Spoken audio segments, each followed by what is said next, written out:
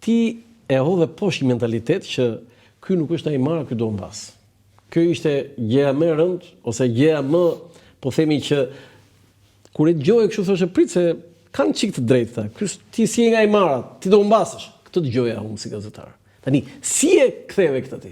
Ti si je Aimara dhe të votojnë 5.022 vota, 1.000 ca vota më shumë? 1.400 vota. Do 1.500 vota, më fal tani. Atëre, i Mariotët, sikur se thash, e kanë kujtesën, dhe kujtesa nuk do të jetë shumë e gjatë, sepse 35 vite ka nga 90 nga ndryshimi i sistemit, dhe tani e shprehin qartë, nëse para zgjedhjeve nuk shpreheshin, por e shprehon me votë, tani e shprehin qartë dhe thonë që ne i Mariot kemi pasur. S'na kanë bërë gjë. Erdhi ky nga Gjirokastra dhe po na zgjidh problemet. Kështu thonë, ë? Po patjetër.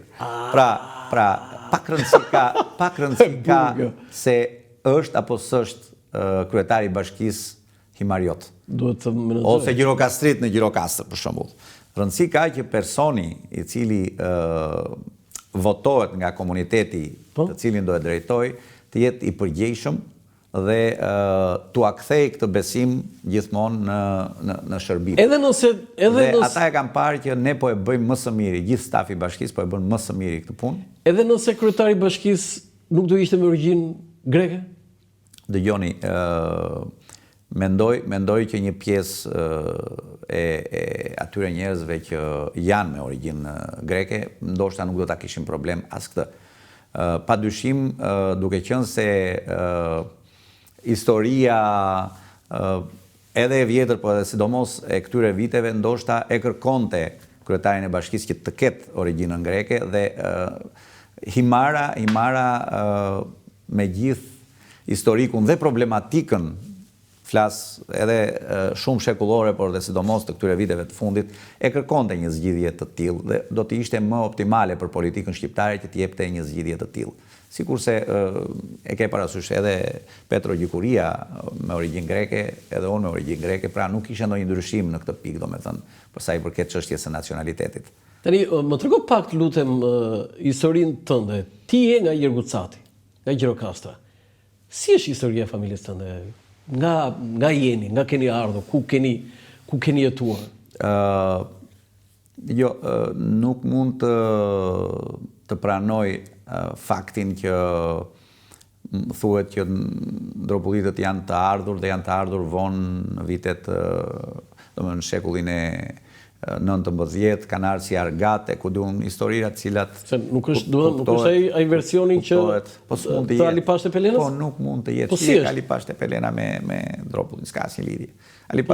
Pjesa e Ali Pashte Pelenës ka qenë dhe Dropulli. Pra Dropulli ekzistonte në kohën e Ali Pashte Pelenës. Mos harrojmë që kanë qenë minoritarët që e shpëtuan në Ali Pashte Pelenës, Sopiku i Gjirokastës është pjesë e Dropullit, që e shpëtoi Ali Pashte Pelena nga turqit. Pra, çfarë lidhje ka kjo? Nuk i solli Ali Pashte Pelena Dropullit në Dropull. S'ka asnjë lidhje. Dhe unë mund t'ju them vetëm kaq që patëm rastin ta themi në fillim para emisionit. Unë gjatë punimeve që bëra rekonstruksionit të shtëpisë time, gjeta një pllak që ajo shtëpi ishte ndërtuar në 1808 si shtëpi dhe mbante emrin e gjyshit të gjyshit tim, stër gjyshit tim. Dhe mos harrojmë që shtëpia më fal pak, domethënë ti rekonstruktove shtëpinë dhe gjete një pllak. Po e kam pllakën, po. Që ke edhe emri aty. Si quhet gjyshi? Grigor Tava. Po. Dhe 1808. 1808. Që do të thotë që ata kanë ardhur përpara se shtëpia ndërtohet. Prit, jo vetëm që erdhën më përpara, po kam shtëpinë sipër shtëpisë time, që është e prindërve të stër gjyshit tim, e kanë shtëpinë apo është akoma shtëpia atje. Jo, si janë ata greka? Pra, kush mund ta thot lëvizjet që kanë ndodhur, lëvizjet e popullatave, popullsisë, që kanë ndodhur në shumë shekuj më përpara, e spjegojnë ndoshta dhe lëvizjen e popullsisë së Dropullit, sikurse edhe popullsive të tjera. Ju përjashtoni faktin që ishin argat, po nuk përjashtoni lëvizjen e popullsisë. Kjo është ideja. Lëvizje e popullsisë nuk flas vetëm, pra nuk është se erdhi Dropulli në Dropull. Dropullit mund të kenë qenë në Dropull. S'është kjo ideja e krijimit të asaj krahine. Pra, çështja e argatëve nëse do të flasim për Ergat Nuk është ashtu. Bejlerëve, shumë më vonë se kjo datë që po flasim, apo jo. Qartë. Pra, nuk mund ta pranoj. Ti pas ke gjetë provë të fortë. Po pikërisht, pra nuk mund ta pranoj këtë teori që përpiqen ta, domethënë deri diku, dhe nuk vjen, pothuajse nuk vjen nga historian, flas historianët kjo teori, po vjen nga ndonjë, ke parasysh, unë kam qenë gjithmonë larg ekstremeve dhe më pëlqen të jem larg ekstremeve. Pak rëndësi ka, dhe kjo është i merite juaja që nuk e marr me pak rëndësi ka se nga ka ardhur familja ime. E rëndësishme është që familja ime është në Dropull, është dropullite, është me origjinë greke, ç'është rëndësi ka. Tani, si ndihesh, do të bëjmë pyetje drejtë, si ndihesh, si grek apo si shqiptar?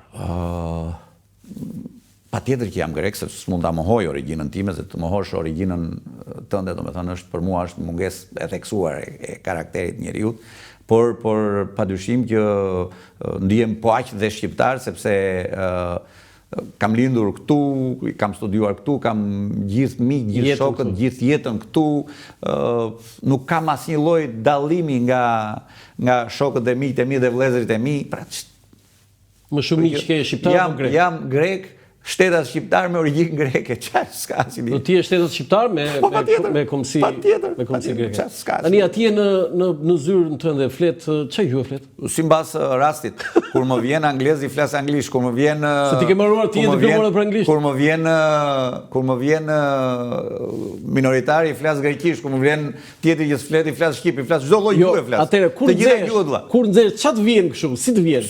Kam përballë. Jo, kur ja vetëm se kur nxesh në greqisht apo shqip? I kam të dyja gjuhët një lloj. Sinqerisht i kam të dyja gjuhët një lloj. Nuk kam asnjë dallim. Nuk besoj se më dallon edhe kur flas, domethënë nuk besoj se s'ke fare aksent. Aksenti nuk i kam një lloj. Mirë, kjo është edhe për shkak të kulturës tuaj. Okej. Është edhe për shkak të formimit tuaj gjeneral. Edhe formimi, jeta ku e kam ndërtuar, kam qenë, domethënë e kam mësuar shqipen shumë shpejt në krahasim me shokët e mi. Po se në Dropull nuk flitej. Po pra, flitej greqisht. Kur e mësoj shqipen? Unë e kam mësuar shpejt sepse kam pas mundësinë ta mësoj, se motrat e mia ishin në Kuçov, shkoja shpesh atje, ja gjatë, mësova shqipen shpejt. Pastaj se në shkollën në Dropull ju e kishit në greqisht. Arsimimi pastaj dhe gjitha këto kuptohet. Ju diplomuat për anglisht. Nga 87 unë jam mjeksi. Më fal, për mjeksi. Mjeksi. Dhe nga 87? 87 jam banor i Tiranës. Kështu që mirë, ti je Tiranës pastaj. E kuptoj. Foto tjetër. Bashkia. Tani, një pyetje kam unë. Kjo Lodinë është shumë e mirë, e rikonstruktuar. Po shumë e ngjeshur aty kur kaloj aty, je dakord me mua? Unë jam plotësisht dakord. Ka nevojë për një frymarrje ka ju. Atëherë ne po ndërtojmë godinën e re të bashkisë. Po e ndërtoni godinën? Po. Ka filluar ndërtimi i godinës së re të bashkisë me fondin e qeverisë shqiptare. Pra qeveria qendrore po ndërton në stadium, duke bërë edhe një parkim nën tokësor. Po. Sa ka nën për një kat nën tokë, diku tek 270 vende parkimi. Dhe ndërtohet godina e re dhe këtë godinë do ta bëjmë një qendër multifunksionare, do me thonë që do ketë brenda një pjesë e saj do të jetë edhe muze, se ka qenë dikur muze. Po, dikur ka qenë muze. Muzeu i qytetit, i bashkisë. Nuk e kam gjetur, e bashkisë. Nuk e kam gjetur muze, unë e kam gjetur kështu siç është, por më kanë informuar që një pjesë e saj ka qenë muze dhe qëllimi im është që ta rikthejmë funksionin siç e ka pasur. Siç e ka pasur. Po. Po mirë, dhe i lajmë mirë se unë sa herë kaloj aty dhe mundësisht i ndryshojmë dhe pak ngjyrat. Nuk i përshtaten këto ngjyra i marës. Besoj, E zezë, Po tani. Po pse zezë? Bashki bregdetare nuk shkon kjo ngjyrë, shkon më tepër ngjyrat pastel. Kështu që do ta ndryshojmë dhe ngjyrën. Po mirë, këtu po e hiq foton unë tani. Hiq foto. Foto tjetër. Se unë do filloja me ato kritika. Tani, kjo është një lloj materiali informues dhe më bëri shumë përshtypje dhe prandaj e vendosa këtu. Këshilli bashkiak, 21 antar, 12 burra, 9 gra, 6 forca politike, kryetari Dimitër Kapaj, Mito Nika etj. Më bëri shumë përshtypje kjo.